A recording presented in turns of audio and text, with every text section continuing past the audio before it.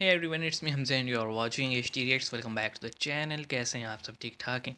उम्मीद करता हूँ अच्छे होंगे, खैर खैरियत से होंगे, एंजॉय कर रहे होंगे। और आज हम आपके लिए लेकर आए हैं एक ऐसा वीडियो जो मुझे वैसे भी दिखा और कुछ लोगों ने हमें इसके लिंक्स भी शेयर किए। वीडियो का टाइटल है जी प्राइम मिनिस्टर मोदी की भविष्यवाणी आज सच साबित हुई। तो कोई पाकिस्तान से रिलेटेड उन्होंने कोई बात कही होगी अपने किसी जलसे में, और पाकिस्तानी मीडिया ये कह रहा है कि वो बात सच साबित हो गई है। तो देखते हैं क्या कह रहे हैं ये लोग, सुनते हैं फिर कुछ कमेंट करेंगे। तो आइए देखते हैं 3 2 1 एन को। हेलो फ्रेंड्स, जय हिंद। Hindustan special hello. में आपका स्वागत है दोस्तों। Madhya Pradesh global investor summit 2023 में प्राइम मिनिस्टर नरेंद्र मोदी ने बुधवार को कहा कि अंतर्राष्ट्रीय मुद्रा कोष भारत को वैश्विक अर्थव्यवस्था में एक उज्जवल स्थान के रूप में देखता है। वहीं वर्ल्ड बैंक का कहना है कि भारत कई अन्य देशों की तुलना में वैश्विक विपरीत परिस्थितियों से निपटने के लिए बेहतर स्थिति में है। उन्होंने कहा इतने कि यह सारे भारत के रिजर्व्स हैं। मजबूत मैक्रो इकोनॉमिक फंडामेंटल के कारण है। इसके साथ ही प्राइम मिनिस्टर मोदी ने यह भी कहा कि आर्थिक सहयोग और विकास संगठन ओईसीडी ने कहा है कि भारत इस साल G20 समूहों में सबसे तेजी से बढ़ती हुई अर्थव्यवस्थाओं में शामिल होगा। प्राइम मिनिस्टर फाइनली मोदी तो ने नंबर कहा कि 5 पे आ मॉर्गन गए हैं। स्टैनले के अनुसार नंबर 3 भारत पे नज़र अगले है। 4 से 5 वर्षों में दुनिया की तीसरी सबसे बड़ी हाँ। अर्थव्यवस्था बनने की ओर तेजी से बढ़ रहा है। दूसरी तरफ पाकिस्तान मीडिया ये चर्चा कर रहा है कि भारत में तो आटा 25 रुपए किलो बिक रहा है। आपके प्राइम मिनिस्टर की एक और वीडियो जो है हमारे बहुत यहाँ एक सौ वायरल हो तीस रही रुपये है किलो पाकिस्तान के मीडिया और सोशल मीडिया पर। और जी। उस वीडियो में वो ये कहते हुए दिखाई दे रहे हैं कि जिसमें उन्होंने कहा है, मैं एग्ज़ैक्टली उनके वर्ड्स आपको बता देती हूँ। उन्होंने कहा हमने पाकिस्तान की सारी हेकड़ी निकाल दी है हेकड़ी और निकाल दिए। इसे कटोरा लेकर दुनिया भर में घूमने पर मजबूर कर दिया है। तो बल्कि आप ज़रा रुकिए, मैं एक चंद सेकंड की है, मैं इसको प्ले भी कर देती हूँ। हमने पाकिस्तान की सारी हेकड़ी निकाल दी,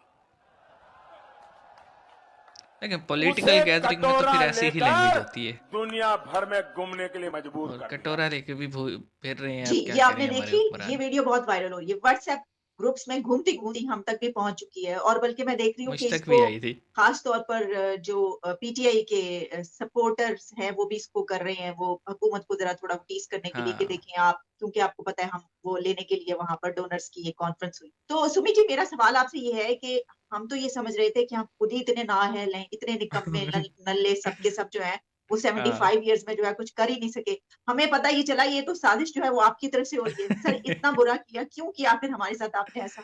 अब वैसे हुकूमत को ये देखिए, बहाना मिल आर्यन शो जाएगा। में बुलाने के लिए धन्यवाद। देखिए, इंसान जो भी करता है अपने कर्मों से करता जो पाता है, जो जैसे उसके कर्म होते हैं। अगर आप पेड़ बिल्कुल। बबूल का लगाओगे, गुलाब तो उगेंगे नहीं। तो जाहिर सी बात है। देखिए, जो आपने भारत के खिलाफ टेररिज्म किया, जो आपने बोला विल ब्लीड इंडिया बाय खड्डा खोदा थाउजेंड खुद ही गिर कट्स, गए। जो हमेशा पॉलिसी रही है डिवाइड एंड रूल, बम बम धमाके करवाना, लोग को मरवाना, इत्तेहादी यार भेजना, हमारे ये यहाँ सबसे ज्यादा होते हैं पाकिस्तान की वैसे स्ट्रेटजी धमाके। रही है, जिनको आप नॉन स्टेट हाँ, एक्टर्स वही कहते हैं। खड्डा खोदा था, खुद गिर अब गए। ये जब चीजें हुई तो आपका नारा था will bleed India by thousand cuts, हमारा नारा था विल डिप्लोमेटिकली आइसोलेट पाकिस्तान। हमने बोला विल डिप्लोमेटिकली आइसोलेट पाकिस्तान, पर हमने कोई हार्म करने नहीं किया। We are not trying to harm Pakistan, but हाँ, डिप्लोमेटिक आइसोलेशन में आप बहुत ज्यादा आइसोलेट हो गए, क्योंकि हाँ, खान आपकी साहब के फॉरेन टाइम पे पॉलिसीज देख लें क्या कॉम्प्रोमाइज, हाल था। आपकी फॉरेन पॉलिसीज कॉम्प्रोमाइज, आपकी इकोनॉमिक पॉलिसीज कॉम्प्रोमाइज, आपका इकोनॉमिक विजन नहीं है, आपका कोई भाई डायरेक्ट फॉरेन ब्लूप्रिंट नहीं है। आपके इन्वेस्टमेंट नहीं हो 5 साल रही। का ऑब्जेक्टिव क्या, अगर मैं आपसे पूछा आप जवाब नहीं दे पाएंगे। 10 साल का ऑब्जेक्टिव क्या है, नहीं पूछूंगे। अगर मैं बोलूँ 11 इंडस्ट्री ऐसी बताइए जिसकी जिसकी दुनिया को जरूरत है पाकिस्तान के लिए, आप नहीं बता पाएंगे। Why does world need Pakistan, आप नहीं बता पाएंगे। Pakistan, how much is Pakistan contributing to the world economy and how is it relevant, you will not tell। आप ये जो जबरदस्ती उम्मा के लीडर बनते हैं, भाई हम उम्मा के लीडर है, हमारा सारा, हम इस्लामिक वर्ल्ड के डिफॉल्ट लीडर है। आपसे ज्यादा मुसलमान तो भारत में रहता है, पाकिस्तान से ज्यादा मुसलमान भारत से रहता है। इवन एक इजिप्ट के प्रेसिडेंट थे फारूक साहब, उन्होंने एक बार बोला बोला यार लगता है कि 14 अगस्त को ही इस्लाम का जन्म हुआ, तो उससे पहले तो इस्लाम था ही नहीं। ये तो मुसलमान मुल्क है ना, ये आपको ऐसे कहते हैं। तो जब ये चीजें हो रही है और आप ये आतंकवाद को एक स्टेट पॉलिसी बना के चला रहे हो, इससे आप दुनिया को कंट्रोल करोगे, तो हमें क्या करना, हमें आपके यहाँ आके आपको नुकसान नहीं करना। But in our national interest will try to diplomatically isolate Pakistan. Isolate कैसे करेंगे? लोगों को बता के क्या हो रहा क्या नहीं हो रहा, वो चीज करने में हम सफल हो गए। I take credit for this, हाँ हम सफल हो गए। बट जो आप मेन चीज जिसके कारण आप हाँ, वो हमारा लिटरली ही यू कसूर बिकम है। Useless is because of your own कर्म। आपकी मैं आपके 50 चीज ऐसे गिना सकता हूँ where Pakistan has literally failed. आपकी फॉरेन पॉलिसी क्या है जी? कुछ भी नहीं। आपकी फॉरेन पॉलिसी, जो हिंदुस्तान का दुश्मन है वो मेरा दोस्त है। जब दुश्मन कभी अगर अमेरिका हो तो अमेरिका दोस्त है, चाइना दोस्त है, और कल को आप बोलो मैं कि कल को अगर ईरान दुश्मन हो जाए, बोले ईरान मेरा दोस्त है। दूसरी फॉरेन पॉलिसी है जी आपकी, मैं हिंदू हेट्रेड, गजवा हिंद, कातिल, काफिर, गाजी, गजनवी, ये 4-5 चीजों पे ये घूमता है। ये तीसरा पिलर है। ये तो है भाई। देखो ये जो लास्ट में सुमित भाई ने जो बात की है ना, ये है एक्चुअली। इसको मैं इस कॉन्टेक्स्ट में कह रहा हूँ।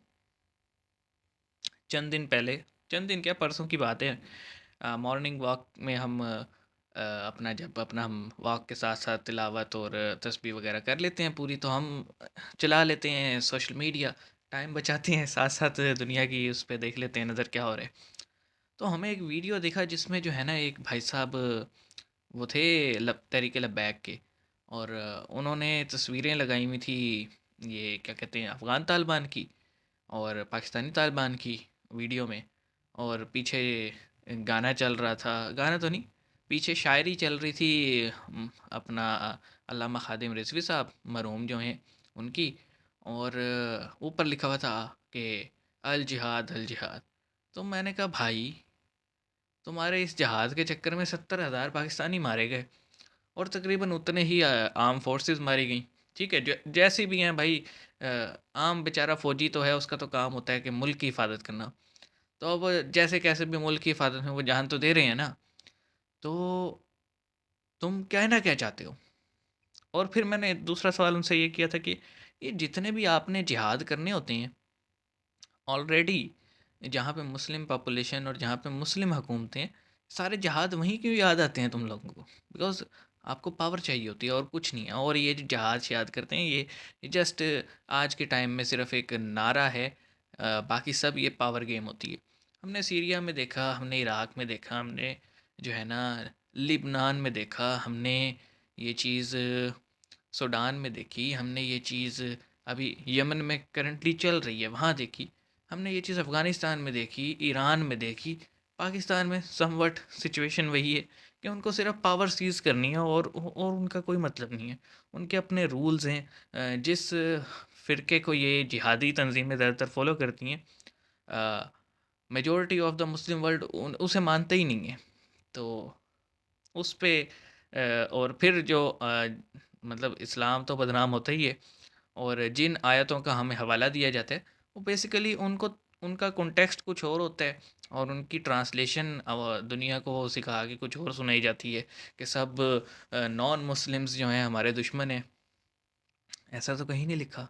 मतलब अगर ऐसा होता तो इस वक्त जो सऊदी अरब या ईरान, दो बड़े कह लें कि लीडर बनते हैं उम्मत के, और बहुत सारी होली प्लेसेस भी इन जगहों पे हैं, तो फिर उनके ताल्लुकात क्यों हैं? ये इस चीज़ का जवाब नहीं देते। जहाँ तक इस वीडियो का सवाल रहा, देखें वो एक पॉलिटिकल गैदरिंग है, और पॉलिटिकल गैदरिंग में हमेशा इसी तरह की बातें की जाती हैं अपने अपने पॉलिटिकल कैपिटल को सिक्योर करने के लिए। और नो डाउट इसमें कोई शक नहीं है कि हमारी फॉरेन पॉलिसी जो थी उसका उसके कोई सर पैर ही नहीं है।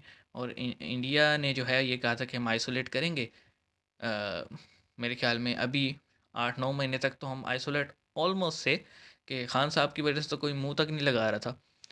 हाँ, अब थोड़ा ये है कि थोड़ा चेंज आया। शहबाज शरीफ ने भी आके मोदी साहब से रिक्वेस्ट की है कि बातचीत करते हैं।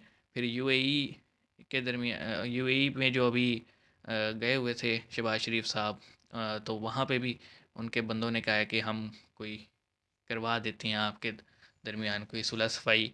एंड देन बाकी कंट्रीज़ तो है, थोड़ा बहुत तो आया। लेकिन ये जो हमारी इकोनॉमिक कंडीशन है, इसके तो ज़िम्मेदार हम खुद हैं। मतलब हमारी पॉलिसीज़, जिस तरह से हम शाह खर्चियाँ करते हैं, पल्ले कुछ है नहीं और हमने बड़े बड़े प्रोजेक्ट लगाने हैं। कर्ज़ा लेके प्रोजेक्ट नहीं लगाए जाते सर। प्रोजेक्ट्स तब लगाए जाते हैं जब आप खुद सेल्फ सस्टेन हो, फिर प्रोजेक्ट्स लगाएं तो समझ में भी आती है।